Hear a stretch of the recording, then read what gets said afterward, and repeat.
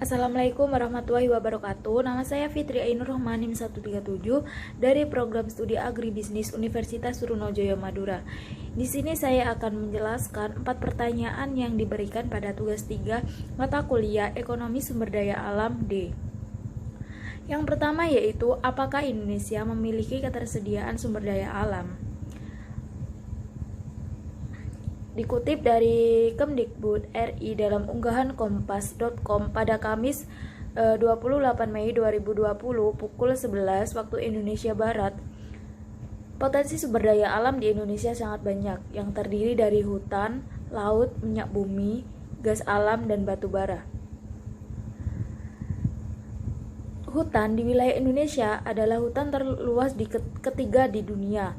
Luas hutan di Indonesia sekitar 99 juta hektar yang membentang dari Indonesia bagian barat sampai bagian timur.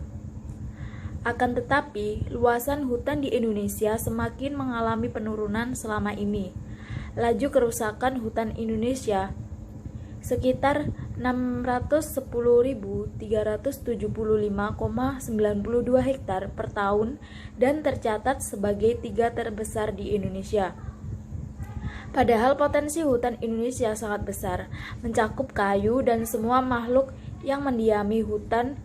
Keanekaragaman hayati yang berada di hutan bermanfaat dan berperan penting dalam keseimbangan lingkungan hidup. Yang kedua yaitu lautan. Indonesia merupakan negara maritim. Sebagian besar wilayah Indonesia terdiri dari lautan. Lautan di wilayah Indonesia kaya berbagai jenis ikan. Sumber daya alam laut berupa biolaut, tambang minyak lepas pantai, dan pasir besi. Potensi ikan laut Indonesia mencapai 6 juta ton per tahun. Potensi laut Indonesia berada di urutan keempat pada tahun 2009 di dunia. Minyak bumi. Minyak bumi adalah cairan kental, coklat gelap, atau kehijauan yang mudah terbakar yang terdapat pada lapisan teratas dari beberapa area di kerak bumi. Minyak bumi masih sering digunakan sebagai bahan bakar pembangkit listrik di Indonesia. Perusahaan listrik negara sebagian menggunakan minyak bumi untuk menghasilkan listrik. Potensi minyak bumi di Indonesia terus mengalami penurunan setiap tahunnya. Maka dari itu, Indonesia melakukan impor minyak bumi untuk memenuhi kebutuhan di dalam negeri. Selanjutnya yaitu gas alam. Potensi gas alam di Indonesia sangat banyak. Diperkirakan cadangan gas alam Indonesia sekitar 2,8 triliun meter kubik. Cadangan gas alam Indonesia hanya 1,5% dari cadangan gas alam dunia. Dengan sumber daya alam berupa gas alam sebesar itu menjadikan Indonesia sebagai negara pengekspor gas alam terbesar di dunia. Negara tujuan ekspor gas alam Indonesia adalah Jepang, Korea, Taiwan, Cina, dan Amerika Serikat. Kemudian batu bara. Batu bara adalah bahan bakar fosil yang terbentuk dari tumbuhan yang mati yang tertimbun selama jutaan tahun. Lapisan itu terputus dari udara langsung dan mendapat tekanan terus-menerus dari lapisan di atasnya. Negara Indonesia adalah penghasil batu bara terbesar kelima di dunia. Indonesia menjadi negara pengekspor batu bara terbesar di dunia karena masih minimnya pemanfaat batu bara di dalam negeri. Negara tujuan ekspor batu bara Indonesia adalah Hong Kong, Taiwan, Cina, Korea Selatan, Jepang, India, Italia, dan negara Eropa lainnya. Yang kedua yaitu gimana sikap kalian terhadap adanya depresi dan kelangkaan sumber daya alam yang ada di Indonesia. Pengelolaan sumber daya alam haruslah bertanggung jawab, artinya harus secara bijaksana melestarikan persediaan sumber daya alam tersebut. Sehingga generasi sekarang dan generasi mendatang dapat menikmatinya. Pelaksanaan pengelolaan haruslah demikian rupa, sehingga sumber daya alam itu habis, atau jika dapat ditingkatkan persediaannya dengan usaha-usaha eksplorasi dan eksploitasi, peningkatan efisiensi proses produksi. Penggunaan atau peningkatan fungsi serta dengan bantuan teknologi dapat ditingkatkan proses daur ulang. Kemudian meningkatnya kebutuhan manusia akibat pertumbuhan penduduk dan meningkatnya kesejahteraan masyarakat merupakan salah satu faktor penting kenapa usaha-usaha untuk mengatasi kelangkaan sumber daya alam menjadi sangat penting. Kemampuan dalam mengatasi kelangkaan sumber daya alam ini merupakan salah satu upaya penting dan strategis menuju ke pembangunan berkelanjutan. Kelangkaan sumber daya alam ini bisa diatasi jika diupayakan dengan seksama. Selanjutnya yaitu ada empat cara untuk mengatasi kelangkaan sumber daya alam. Yang pertama yaitu eksplorasi dan penemuan. Cara ini dilakukan untuk memperoleh sumber daya alam baru yang belum diketahui atau digali sebelumnya. Penemuan baru tentang sumber daya alam baru memungkinkan ketersediaan sumber daya alam relatif tersebut meningkat. Yang kedua yaitu kemajuan teknologi. Kemungkinan untuk bisa mengurangi biaya ekstraksi sumber daya dengan menemukan cara-cara baru yang lebih efisien dalam mengekstrak, mengelola, memproses, dan menggunakan sumber daya alam.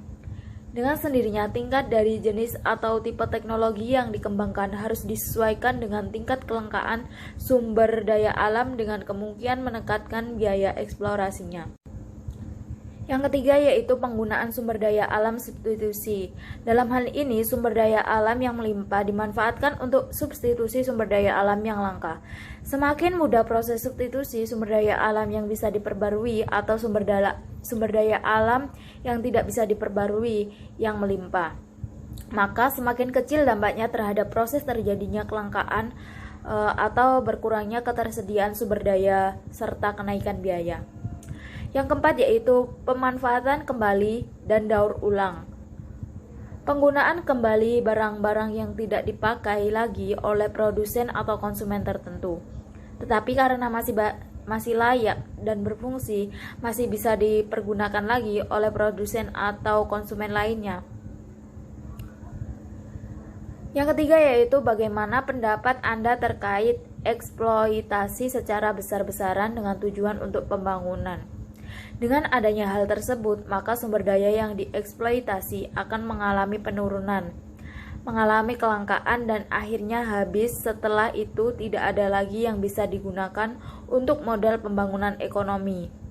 Oleh karena itu, untuk mengatasinya harus ada upaya atau usaha kita agar membangun terus berjalan tanpa harus mengeksploitasi sumber daya alam secara berlebihan, yaitu dengan melakukan pembangunan berwawasan lingkungan yang dilengkapi dengan AMDAL sehingga pemanfaat sumber daya alam dapat terkontrol. Di sini dijelaskan bahwa pembangunan dan sumber daya alam merupakan dua hal yang tidak dapat dipisahkan. Sumber daya alam dibutuhkan untuk menunjang keterlaksanaannya pembangunan.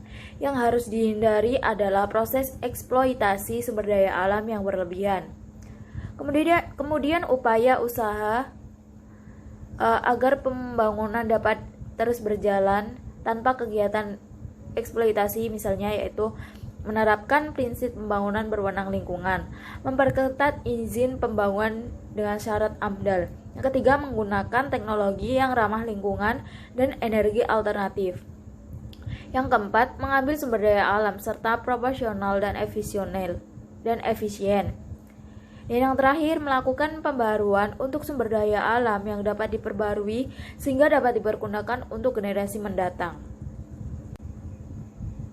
Yang keempat yaitu apa yang Anda ketahui mengenai konservasi berdasarkan jurnal yang telah Anda review pada tugas 2. Jadi, dalam jurnal Dinamika Hukum Lingkungan, Hidup, dan Sumber Daya Alam dalam rangka pembangunan berkelanjutan, diketahui bahwa konservasi merupakan suatu pengelolaan sumber daya alam yang pemanfaatannya dilakukan secara bijaksana untuk menjamin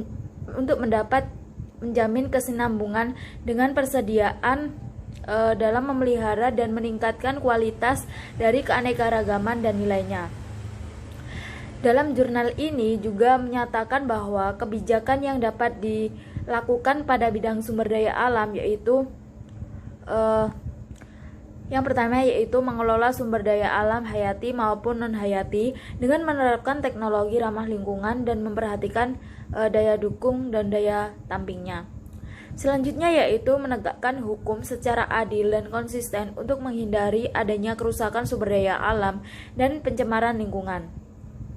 Yang ketiga yaitu memberdayakan masyarakat dan kekuatan ekonomi dalam pengelolaan sumber daya alam dan lingkungan hidup bagi peningkatan kesejahteraan sosial. Dan yang keempat yaitu memelihara kawasan konservasi yang sudah ada dan meletakkan kawasan konservasi yang baru di wilayah tertentu. Demikian pemaparan dari saya, kurang lebihnya mohon maaf. Wassalamualaikum warahmatullahi wabarakatuh.